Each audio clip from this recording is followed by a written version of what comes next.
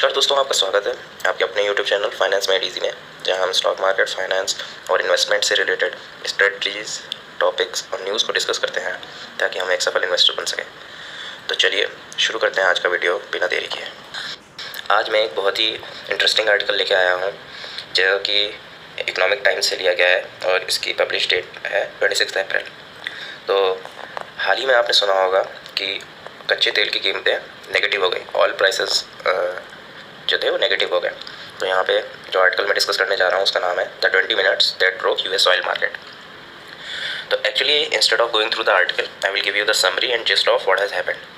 सो actually आप देखेंगे अप्रैल 20 को जब यूएस मार्केट्स अपने क्लोजिंग टाइम के नियर हो रहे थे, तब हम देख रहे थे कि ऑयल प्राइसेस जो थे वो एक तो एनीवेज रेट पे ट्रेड हो रहे थे जो कि था $13 पर बैरल, पर अचानक से 20 minutes before the market close ये जो ऑयल प्राइसेस थे ये शॉट डाउन हो गए ऑलमोस्ट टू -$40 पर बैरल। यहाँ पे आप इसका चार्ट देखेंगे तो ये देखिए ऑलमोस्ट -$40 पर बैरल थे। और डेट भी दिखा दूँ तो ये है अप्रैल 20।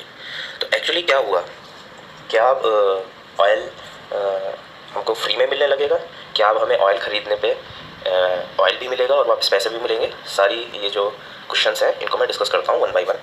तो एक्चुअली हुआ क्या, तो यहाँ पे एक बहुत इंपॉर्टेंट चीज़ मैं आपको बताना चाहता हूँ कि एक्चुअली ये जो ऑयल प्राइसेस नेगेटिव हुए, ये सबसे पहली बात सभी तरीके के ऑयल के नहीं थे, केवल WTI ऑयल के थे, और उसमें भी ये ऑयल कमोडिटी के प्राइस नहीं थे, ऑयल के फ्यूचर्स के प्राइस थे। तो अब एक एक चीज़ मैं यहाँ पर डिस्कस करता हूँ ताकि आपको चीज़ें अच्छे से समझ में आ जाए। तो देखिए एक्चुअली होता क्या है, वर्ल्ड में बहुत डिफरेंट तरीके के क्रूड ऑयल एक्सपोर्टर्स हैं और क्रूड ऑयल बेंचमार्क्स हैं, पर जो तीन मोस्ट पॉपुलर बेंचमार्क्स हैं वो है WTI जो कि यूएस के क्रूड ऑयल का है, फिर है ब्रेंट जो कि यूके के क्रूड ऑयल का है, और फिर है ओपेक स्टैंडर्ड जो कि गल्फ कंट्रीज़ के क्रूड ऑयल का है। तो यहाँ पे क्या होता है कि केवल और केवल WTI जो कि यूएस कंट्री का ऑयल प्राइसेस बेंचमार्क है उसके फ्यूचर्स निगेटिव हुए हैं। और वो भी ऐसा क्यों हुआ, तो देखिए इसके लिए हमको समझना पड़ेगा कि फ्यूचर्स कैसे वर्क करते हैं। तो फ्यूचर्स क्या होता है, अगर कोई बायर और सेलर है और वो एक दूसरे से फ्यूचर एक्सचेंज कर रहे हैं, इसका मतलब बायर कह रहा है मैं करंट प्राइस पे आपसे कमोडिटी खरीदूंगा फ्यूचर में, ताकि अगर फ्यूचर में उसकी प्राइस बढ़ जाए तब भी बायर को प्रॉफिट हो, क्योंकि उसने पहले ही कम प्राइस पे कर दिया।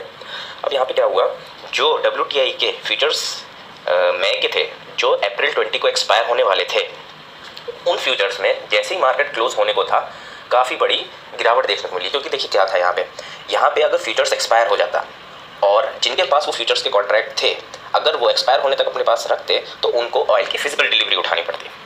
इस तरीके से फ्यूचर्स वर्क करता है। तो फिजिकल डिलीवरी में यहाँ पे क्या हो रहा था, देखिए इस समय कोविड-19 के चलते लॉकडाउन की सिचुएशन है।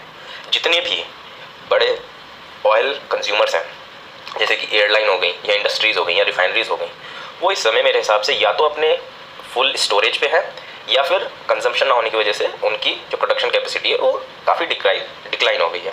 तो अब इसमें क्या हुआ, अगर इनको फिजिकल डिलीवरी उठानी पड़ती यहाँ पे ऑयल की, तो इनके पास स्टोरेज के लिए ना तो जगह थी, और अगर इनको स्टोरेज की जो कॉस्ट पे करनी पड़ती प्लस ट्रांसपोर्ट की जो कॉस्ट पे करनी पड़ती, वो इनके कॉन्ट्रैक्ट्स के जो प्रॉफिट होता उससे कई गुना जाते थे। तो यहाँ पे क्या हुआ, फिर सब ने अपने अपने कॉन्ट्रैक्ट्स को सेल करना शुरू किया। जैसे ही कॉन्ट्रैक्ट्स को सेल करना शुरू किया, कोई बायर मार्केट में था ही नहीं, क्योंकि जो बड़े बायर्स हैं जैसे रिफाइनरीज, एयरलाइंस, वो कॉन्ट्रैक्ट परचेज कर ही नहीं रहे थे जो मई के एक्सपायरी के कॉन्ट्रैक्ट्स थे। तो यहाँ पे जो स्पेकुलेटर्स और ट्रेडर्स थे वही आपस में एक दूसरे को कॉन्ट्रैक्ट्स बेचने लगे, और फिर गिरते प्राइसेस पहले जीरो पे आए। मतलब वो कह रहे थे हम फ्री में आपको कॉन्ट्रैक्ट दे रहे हैं, ले लीजिए। तब भी जब नहीं किसी ने खरीदा तो यहाँ पे निगेटिव में ऑयल प्राइसेस चले गए, जिसका मतलब ये था कि आप मुझसे कॉन्ट्रैक्ट खरीद लीजिए और मैं बदले में आपको $40 भी दे रहा हूँ, उस पर कुछ एडिशनल कॉस्ट लगा के आप अगर इसको फिजिकल डिलीवरी और स्टोरेज लेना चाहें तो ले सकते हैं। तो यही सब हुआ अप्रैल 20 को वर्ल्ड मार्केट में। ये दोस्तों पहली बार था पूरी दुनिया में जब ऑयल प्राइसेस नेगेटिव गए। इवन 1991 के गल्फ वॉर में भी ऑयल प्राइसेस नेगेटिव कभी नहीं गए थे। अब यहाँ पे मैं आपसे एक चीज़ डिस्कस करना चाहता हूँ, जो आप लोग सोच रहे होंगे तो फिर क्या अब इंडिया को इसका फ़ायदा होगा और क्या हमको ऑयल और गैसेस कम दाम या फ्री में मिलने लगेंगे? तो देखिए दोस्तों, मेरे हिसाब से ऐसा बिल्कुल नहीं है, क्योंकि इंडिया जो भी अपना क्रूड ऑयल इंपोर्ट करता है वो ब्रेंट के स्टैंडर्ड से करता है, ब्रेंट प्राइसेस स्टैंडर्ड से। जो प्राइसेस गिरे थे वो थे WTI के स्टैंडर्ड। तो सबसे पहली बात तो इंडिया को मुझे लगता नहीं कि कम प्राइस में क्रूड ऑयल मिलेगा, और अगर मिलेगा भी तो सेकंड चीज़ यहाँ पे है, ये कोविड सिचुएशन की वजह से गवर्नमेंट के एक्सपेंडिचर बहुत ज़्यादा बढ़ गए हैं। तो मुझे लगता नहीं जो सेविंग्स गवर्नमेंट को इंपोर्ट के टाइम क्रूड ऑयल प्राइसेस पे वो अपने कस्टमर्स को या इंडिया के जो डेली कंज्यूमर्स हैं उनको पास ऑन करेगी, क्योंकि गवर्नमेंट का एक्सपेंडिचर वैसे ही बढ़ गया है और उनके पास इस समय लिक्विडिटी प्रोवाइड करने के लिए थोड़े से रिजर्व्स होने चाहिए।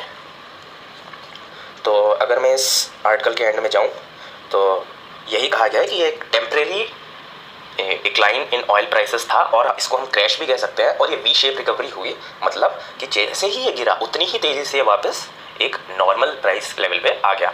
क्या ये अगले फ्यूचर्स के कॉन्ट्रैक्ट में होगा, क्योंकि थे मई 2020 के कॉन्ट्रैक्ट्स, क्या ये जून 2020 के कॉन्ट्रैक्ट्स के टाइम भी हमको देखने को मिलेगा, ये तो टाइम आने पे ही पता चलेगा, ये हम पहले से प्रेडिक्ट नहीं कर सकते।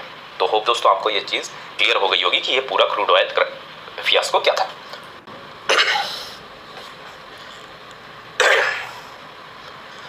तो दोस्तों होप कि आपको हमारा ये वीडियो पसंद आया और इन्फॉर्मेटिव लगा हो। अगर आपको भी फाइनेंस, इन्वेस्टिंग और स्टॉक मार्केट रिलेटेड टॉपिक्स में इंटरेस्ट है या उसकी लेटेस्ट न्यूज़ जानना चाहते हैं तो आप भी हमारे फैमिली का पार्ट बन सकते हैं। आप हमारे चैनल को सब्सक्राइब कर सकते हैं, इस वीडियो को लाइक और शेयर कर सकते हैं। मैं आपसे मिलूंगा अगली वीडियो में, तब तक के लिए